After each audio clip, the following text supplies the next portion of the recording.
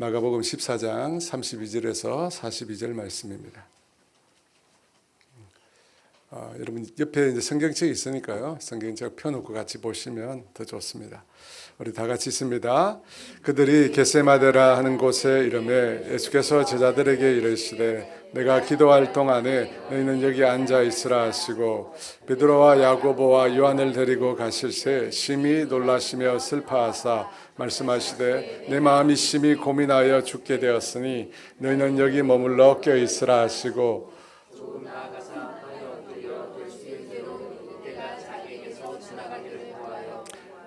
이르시되 아빠 아버지여 아버지께는 모든 것이 가능하오니 이 잔을 내게서 옮기시옵소서. 그러나 나의 원대로 마시옵고 아버지의 원대로 하옵소서 하시고 돌아오사 제자들이 자는 것을 보시고 베드로에게 말씀하시되 시몬아 자느냐 내가 한 시간도 깨어 있을 수 없더냐. 시험에 들지 않게 깨어 있어 기도하라. 마음에는 원이로되 육신이 약하도다 하시고 다시 나아가 동일한 말씀으로 기도하시고 다시 오사 보신즉 그들이 자니 이는 그들의 눈이 심히 피곤함이라. 그들이 예수께 무엇으로 대답할 줄을 알지 못하더라. 세 번째 오사 그들에게 이르시되 이제는 자고시라. 그만 되었다. 때가 왔도다. 보라 인자가 죄인의 손에 팔리느니라. 일어나라 함께 가자. 보라 나를 파는 자가 가까이. 아멘. 고난주간에 일어나는 또 하나의 아주 중요한 사건이 있습니다. 겟세마네 기도의 사건입니다. 이 겟세마네라고 하는 말의 뜻은 기름틀이라는 뜻입니다. 기름틀. 예루살렘 동편 감람산 올리브산이라고 알려진 곳이 있는데 그곳에서 생산된 올리브에서 기름을 짰던 곳이 바로 겟세마네라는 곳입니다. 감람산 서쪽에 자리하고 있습니다. 예수님 당시 이 감람산도 이 큰 예루살렘이라 불리며 예루살렘에 소속된 그런 땅으로 여겨졌습니다. 그래서 이곳에서 유월절을 지키는 것도 인정이 되었습니다. 원래 유월절은 예루살렘 성내에서 지켜야 하잖아요. 그래서 예수님께서 성만찬을 하신 후에 이 감람산으로 가시게 됩니다. 우리가 다 알듯이 기도하러 가신 것입니다. 예수님께서 기도하셨던 그곳은 지금 현재 교회가 세워져 있습니다. 겟세마네 교회라는 교회입니다. 가운데 보시죠. 이곳으로 예수님께서 기도하러 가셨습니다. 그런데 혼자 가시지 않고 제자들과 함께 가셨습니다. 마가복음 1장에 보면 새벽 일찍 일어나서 아무도 사람이 없는 곳에 가서 예수님께서 혼자 기도하셨잖아요. 성경에 보면 혼자 기도하신 장면이 많이 나오는데 이번에는 감람산으로 기도하시러 가면서 제자들과 함께 가셨어요. 왜 제자들과 함께 가셨을까? 그것은 제자들에게 곧 심각한 위기가 닥쳐올 것이기 때문입니다. 오늘 본문 바로 앞인 마가복음 12장 27절에 이런 말씀이 있습니다. 우리 같이 볼까요? 예수께서 제자들에게 이르시되 너희가 다 나를 버리리라. 이는 기록된 바 내가 목자를 치리니 양들이 흩어지리라 했음이라. 예수님께서 너희 제자들, 그 제자들이 곧 예수님을 버리게 될 것을 말씀하셨습니다. 여러분 이 말씀에 제자들은 어떻게 반응했을까요? 말도 안 되는 소리죠. 절대 그럴 수 없을 것이라고 했겠죠. 그래서 베드로가 뭐라고 얘기했냐면 나서서 자신은 절대 그렇게 하지 않겠다. 다른 사람이 다 주를 버려도 자신은 절대 버리지 않겠다고. 그러자 예수님께서 베드로에게 일어날 일을 예언하십니다. 오늘 이 밤 닭이 2번 울기 전에 너가 나를 3번 부인할 것이다. 이 3번이라고 하는 숫자는 확실성이잖아요. 절대 주님을 버리지 않는다는데 절대 3번 너가 나를 부인하게 될 것이다 말씀하십니다. 그 말을 듣고 베드로도 지지 않습니다. 또 예수님께 말씀드리죠. 내가 주와 함께 죽을지언정 결단코 주님을 부인하지 않겠다. 그 얘기를 듣고 있던 다른 제자들도 똑같이 말합니다. 절대 주님을 버리지 않겠다. 사랑하는 여러분, 그날 밤에 제자들에게 닥쳐온 위기는 그들 모두가 주님을 버리게 될 것이다 라는 것이었습니다. 하지만 그 누구도 자신은 결탄코 주님을 버리지 않겠다고 맹세를 했습니다. 심지어 주와 함께 죽을지언정 부인하지 않겠다고. 하지만 결과적으로 어떻게 됩니까? 제자들 모두가 예수님을 버리고 도망을 갑니다. 그리고 죽을지언정 주님을 버리지 않겠다고 얘기했던 베드로는 예수님 말씀대로 3번 저주까지 하면서 맹세까지 하면서 예수님을 모른다고 합니다. 여러분, 왜 제자들과 베드로가 이렇게 되었을까요? 도대체 그들에게 무슨 일이 일어났기에 그들이 이렇게 예수님을 부인하고 예수님을 떠나게 된 것일까요? 여러분, 베드로라고 하는 사람은 성경에 보니까 어떤 사람이에요? 베드로는 여러분 물리를 걸은 사람. 그죠? 예수님의 말씀을 듣고 예수님 계신 그곳으로 향하여 무리를 걸은 사람이에요. 기적의 사람입니다, 여러분. 또 베나산에서 야고보와 요한과 함께 예수님께서 변화되어서 성자 하나님으로 변화되어서 예수님 본연의 영광을 나타냈을 때 그것을 두 눈으로 직접 목격을 했습니다. 그리고 소리를 들었죠. 하나님께로부터 나오는 소리. 이는 내 사랑하는 아들이요 내 기뻐하는 자라고 하는 성부 하나님의 음성까지 들었어요. 여러분, 베드로는 예수님을 향하여 이 세상을 구원하러 오신 그리스도시며 하나님의 아들이라고 고백했습니다. 여러분, 이런 베드로에게 더 이상 신앙적으로 요구할 게 있겠습니까? 더 필요한 게 있어요? 그는 완벽한 제자인 것처럼 보입니다. 놀라운 기적을 체험했고 하나님의 놀라운 신비도 직접 경험했습니다. 그럼에도 그가 3번씩 예수님을 모른다고 저주와 맹세까지 하며 부인했습니다. 여러분, 왜 그랬을까요? 붙잡혀서 죽게 될 것을 그가 두려워했을까요? 아마 그랬을 것입니다. 여러분, 그럼에도 그는 주와 함께 죽을지언정 결단코 주님을 부인하지 않겠다고 맹세한 사람이었어요. 그런 다부진 맹세를 했음에도 왜 베드로가 넘어졌을까요? 그 이유가 뭘까요? 오늘 그 이유를 여러분과 함께 살펴보고자 합니다. 이 제자들에게 직면한 위기는 예수님을 부인하고 버리게 될 것이다 라는 것이었습니다. 그런데 예수님에게도 그날 밤에 위기가 있었습니다. 여러분, 예수님에게는 어떤 위기가 찾아왔을까요? 32절에 34절 말씀 우리 같이 봅니다.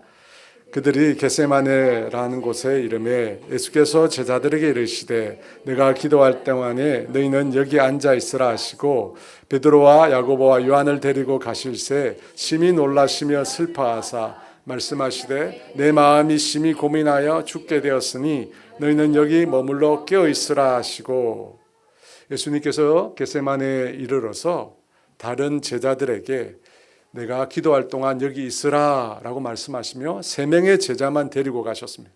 그리고 그들을 데리고 가셔서 그들 앞에서 심히 놀라시며 슬퍼하셨습니다. 그러면서 뭐라고 하셨느냐면 내 마음이 심히 고민하여 죽게 되었다. 내 마음이 심히 고민되어 죽게 되었다. 심히 놀라시며 슬퍼했다는 것은 극도로 번민, 근심했다는 것. 극도로.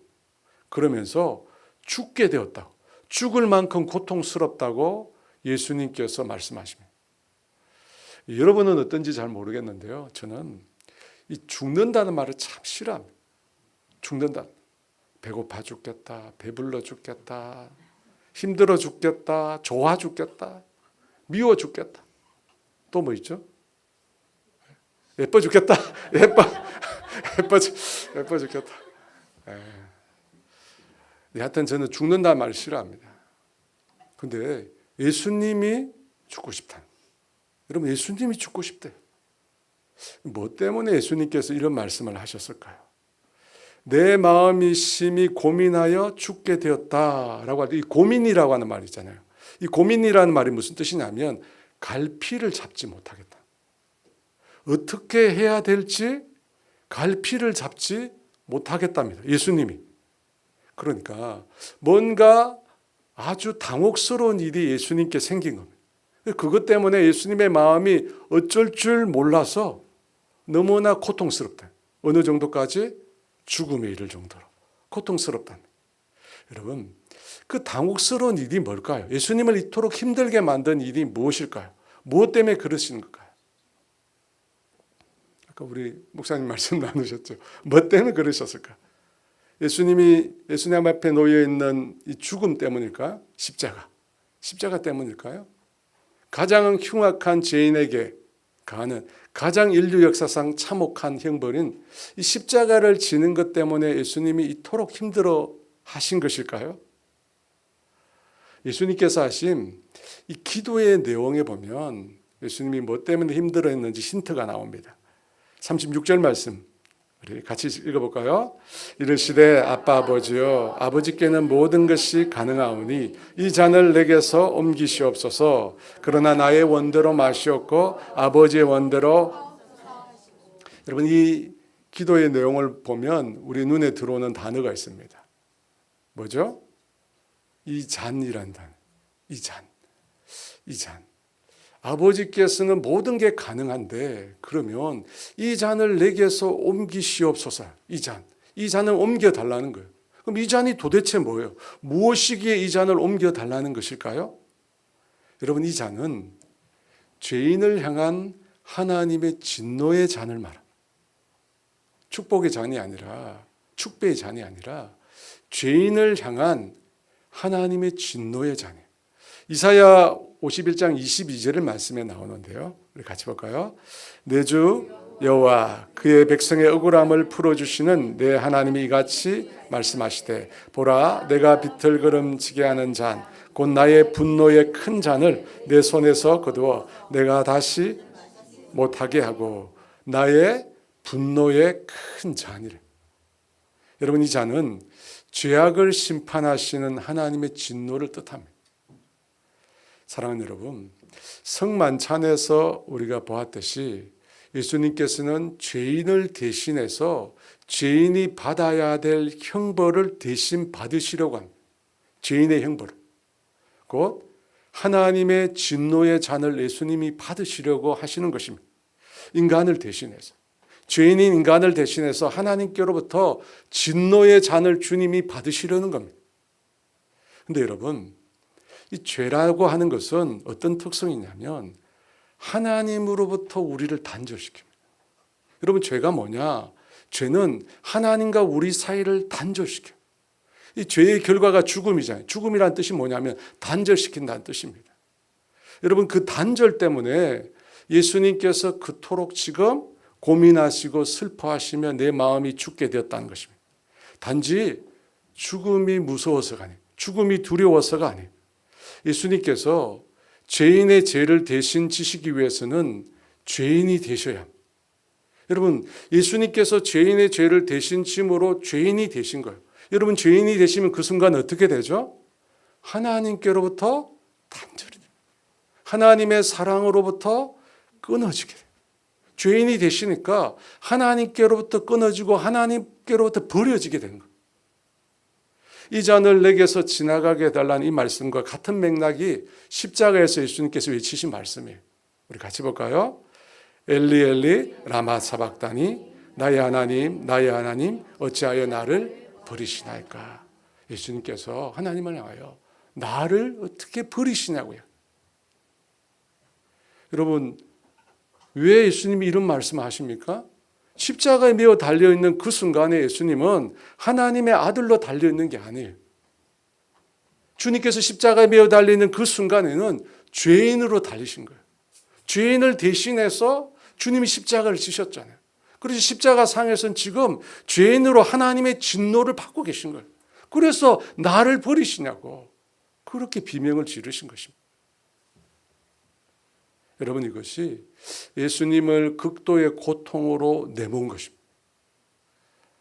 사랑하는 여러분, 하나님께로부터 단절되는 게 죽음이에요. 성경에 보니까 죽음이라는 단어 살펴보니까 단절이라는 뜻이에요. 여러분, 그 죽음을 예수님께서 지금 감람산에서 기도하시다가 그 죽음을 맛보신 거예요. 미리 맛보신 거예요. 그래서 그 죽음 때문에, 하나님과 단절되고 하나님께로부터 버려지는 그 고통 때문에 지금 슬퍼하시고 내 마음이 죽게 되었다 말씀하신 것입니다. 그런데 여러분, 문제는 이 죄에 대한 하나님의 진노가 어느 정도인지 지금 우리가 못 느끼는 거예요. 예수님께서 그토록 고통하신 그 고통의 깊이를 우리는 지금 못 느껴요. 왜냐하면 우리가 지금 하나님의 진노의 심판을 받고 있는 게 아니잖아요. 못 느끼고 있어요. 아마 예수님이 마셔야 될 그 진노의 잔은 이 세상 그 무엇보다도 독한 독이 담겨 있는 아마 진노의 잔일 겁니다. 여러분, 만약 우리가 이 죄인에게 부어지는 그 진노를 조금이라도 우리가 느낄 수 있다면 아마 우리는 굉장히 달라질 거예요. 이 죄인에게 부어지는 하나님의 형벌이 얼마나 큰 건지 조금이라도 우리가 느끼면 아마 힘들 거예요. 너무 힘들 거예요. 그런데 이 지옥이라고 하는 것을 보면 이 인간의 죄에 대한 하나님의 진노가 어느 정도인지 우리가 짐작할 수 있습니다. 왜냐하면 지옥은 하나님께로부터 완전히 단절된 곳이잖아요. 지옥은 어떤 곳일까요? 성경에 보니까 마태복음 18장에 지옥은 꺼지지 않는 불이 있대요. 꺼지지 않는 불. 그리고 요한계시록 14장에 보니까 불과 유황으로 영원히 고난을 받는 곳이라, 고통을 받는 곳이래. 마태복음 8장에서는 바깥 어두운 곳이라고 했고, 우리가 살펴봤던 누가복음 16장에 부자와 나사로의 얘기 보면 지옥은 어떤 곳입니까? 한 방울의 물의 은총조차도 주어지지 않는 곳이에요. 누가복음 16장 24, 25절 말씀 같이 있습니다. 불러 이르되 아버지 아브라함이여 나를 긍휼히 여기사 나사로를 보내어 그 손가락 끝에 물을 찍어 내 혀를 서늘하게 하소서. 내가 이 불꽃 가운데서 괴로워하나이다. 아브라함이 이르되 얘는 살았을 때 좋은 것을 받았고 나사로는 고난을 받았으니 이것을 기억하라. 이제 그는 여기서 위로를 받고. 여러분, 뭐라고 해야 합니까? 물 한 방울, 아주 작은 물 한 방울의 은총도 주어지지 않고 오직 그 불타는 가운데 고통과 괴로움만 느끼는 곳이 여러분 지옥입니다. 여러분, 예수님께서 사실은 그 지옥의 고통을 느끼신 거예요. 느끼신 겁니다. 예수님이 직면한 위기는 뭐냐면 죄에 대한 하나님의 진노를 받게 된다는 거예요. 받게 돼요.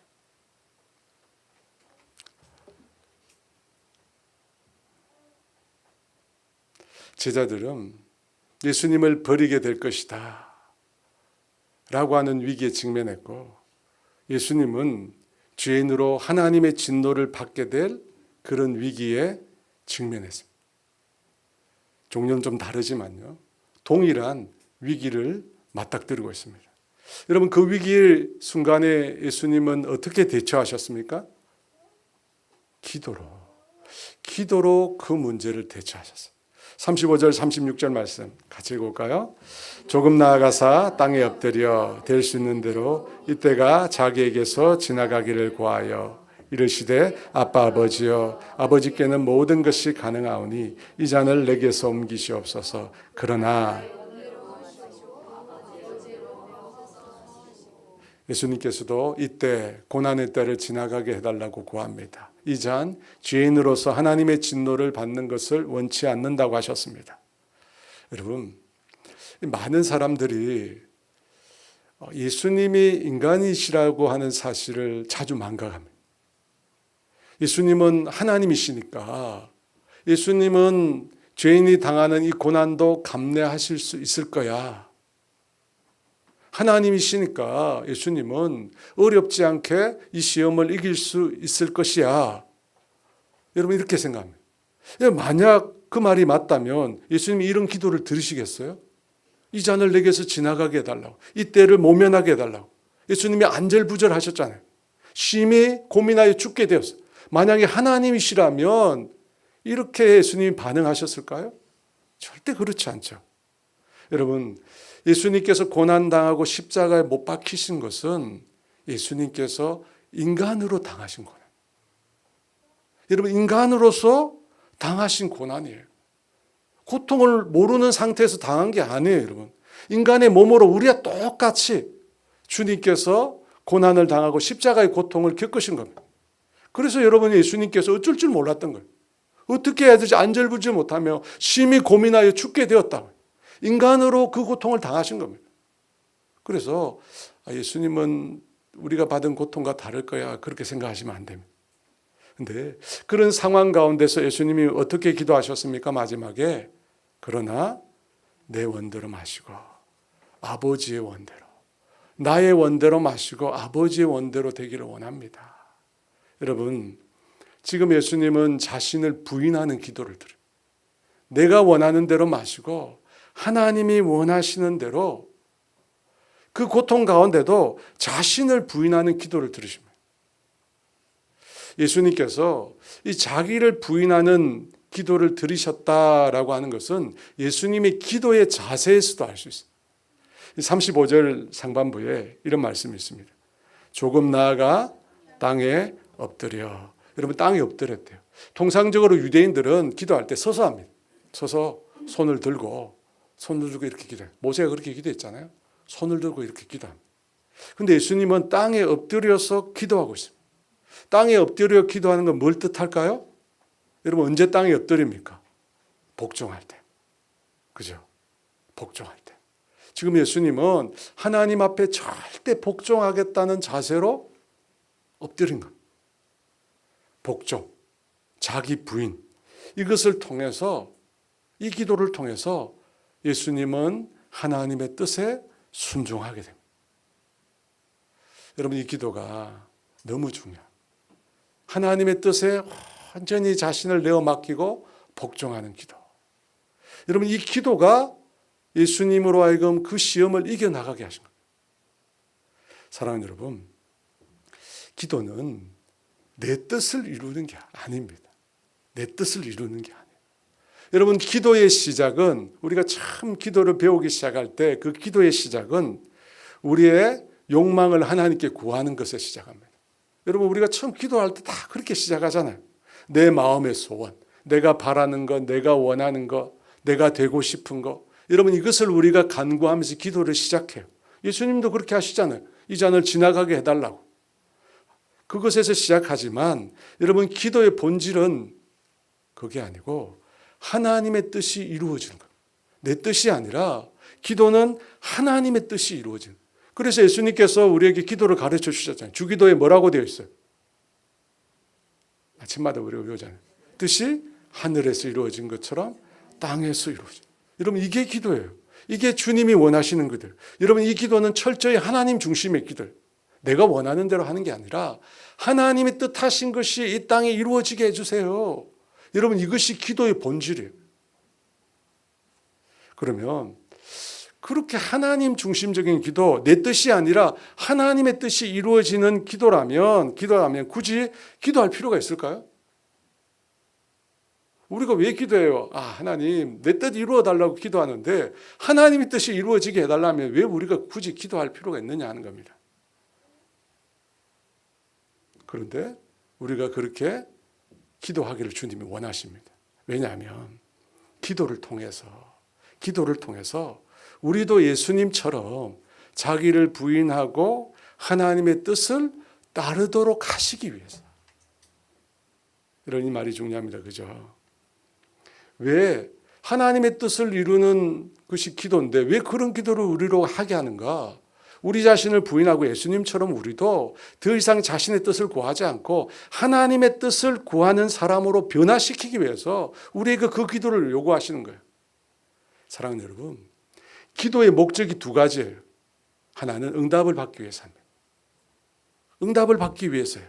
근데 두 번째 뜻이 있는데 그게 뭐냐면 기도는 하나님이 원하시는 사람이 되도록 하기 위해서 기도합니다. 하나님이 원하시는 사람, 하나님의 뜻을 구하는 사람, 그 사람 되도록 우리에게 기도를 요구하신 거예요. 그래서 여러분, 우리가 기도를 통해서 더 이상 나 자신을 위해 살지 않고 주님을 위해 사는 사람이 되어야 돼요. 주님을 위해서 사는 사람이 돼요. 여러분, 이것이 예수님의 기도고 자기 부인의 기도입니다. 여러분, 이 기도가 진짜 기도예요. 여러분, 내가 원하는 거, 내가 바라는 거, 내가 추구하고 싶은 거 구하는 기도는 세상 사람들도 다 합니다. 그죠? 예수 안 믿는 사람도 다 합니다. 이 세상 모든 종교에서 다 합니다. 하지만 우리가 믿는 이 그리스도교, 기독교의 다른 기도의 특징이 뭐냐? 하나님의 뜻을 구하는 거예요. 내 뜻이 아니라 주님의 뜻을 구하는 것이고, 그 기도를 하면서 우리가 어떻게 돼요? 주님이 원하시는 사람으로 변화되는 거예요. 이것이 주님이 원하는 거예요. 여러분, 이 기도를 통해서 주님이 시험을 이기셨어요. 자기 뜻을 내려놓고 하나님의 뜻에 순종하셨어요. 그러므로 여러분, 이 기도가 능력이 있어요. 이 기도가 능력이 있어요. 이 기도가 능력이 있어요. 내 뜻이 아니라 하나님의 뜻을 구할 때 우리 앞에 있는 시험을 무너뜨립니다. 우리 앞에 시험을 무너뜨립니다. 왜 그러세요? 왜 그래요? 이 세상은 유다와 같이 다 자기 욕망을 구하거든요.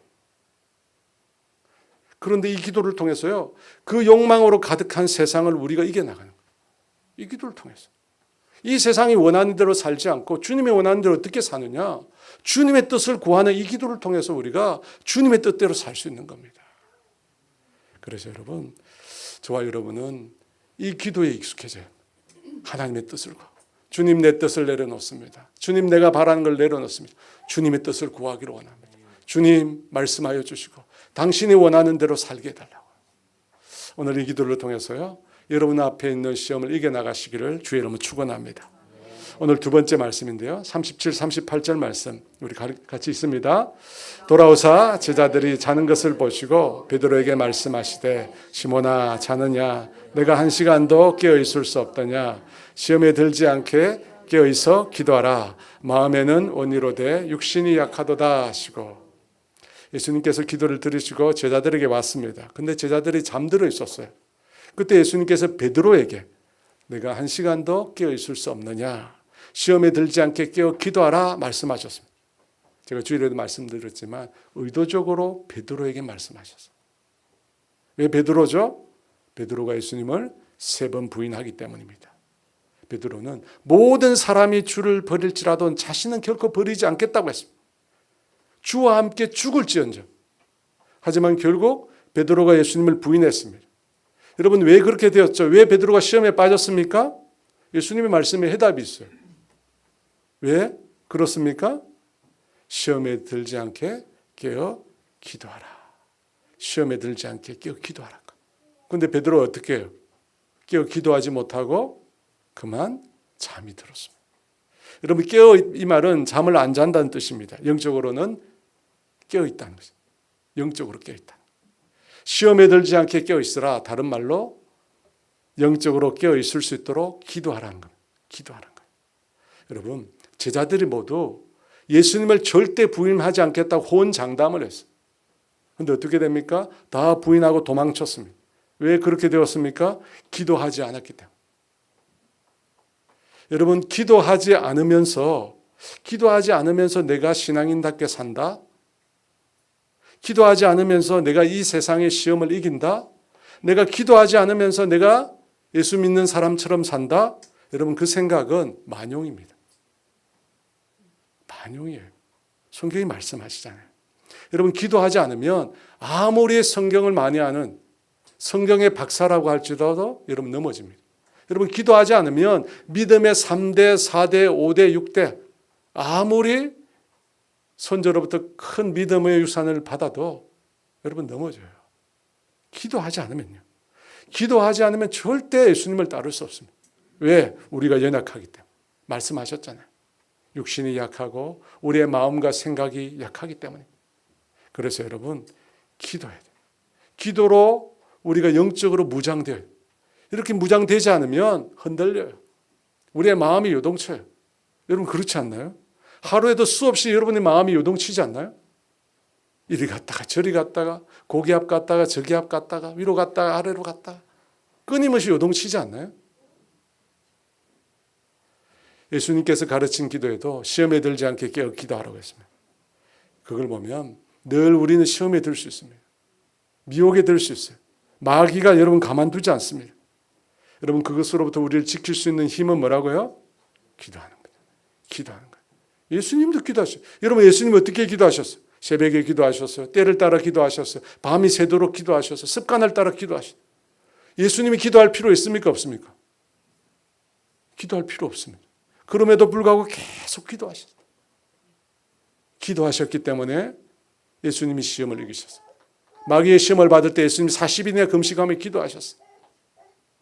그러므로 여러분 기도하기를 원합니다. 기도를 통해서 시험을 이기고 십자가로 승리하는 저와 여러분 모두가 되시기를 주의 이름으로 축원합니다.